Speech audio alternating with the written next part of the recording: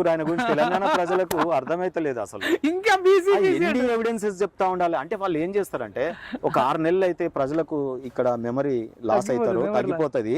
ఒక 6 నెలలు సైలెంట్ ఉండాలి, తర్వాత వచ్చి ఏదైనా చెయ్యాలి, మళ్ళా లైవ్ లోకి వస్తాం అనేది వీళ్ళు బాగా అనుకుంటారు.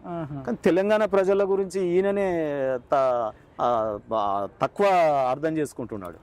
ఏమంటే తెలంగాణ ప్రజలు ఎప్పుడు వాత పెట్టాలని అట్లా పెట్టారు. ఏమన్నారు, ఇక మేమే గెలుస్తున్నాం అన్నట్టు ప్రకటన చేసినాం. ఇక ధరణిని బంగాళాఖాతం వేస్తారట, అదంట ఇదంట, ఏదో లాస్ట్ స్పీచ్లు అంతే. ఇక తర్వాత ఇక మళ్ళీ ప్రజలకు కనిపించలే. ఓడిపోతే ఇంట్లో పండుకుంటారా అండి?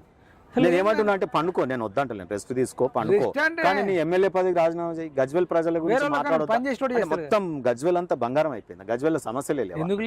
మరి వాళ్ళ ప్రజల యొక్క సమస్యలు ఎవరు? గజ్వేల్ ప్రజలు తెలుసుకోవాలి. త్రిబుల్ వస్తుందట. త్రిబుల్ వల్ల చాలా మంది భూములు పోతున్నాయి. ₹1,00,00,000 భూమికి 10 లక్షలు ఇస్తాం, 15 లక్షలు ఇస్తామంటే రైతులు లాస్ అవుతారు కదా. అవును, ఇప్పుడు మేము ప్రోగ్రామ్ చేస్తున్నాం. త్రిబుల్ చాలా ఇబ్బంది ఉంది. గజ్వాల పరిసర ప్రాంతాలు, భువనగిరి, ఆ పైట. మరి ఎమ్మెల్యే చేయాలి, మీరెందుకు చేస్తారు? గజ్వేల్ ఎమ్మెల్యే చేయాలి కదా. ఎమ్మెల్యే ఏడున్నాడు, కనపడలేదు కదా.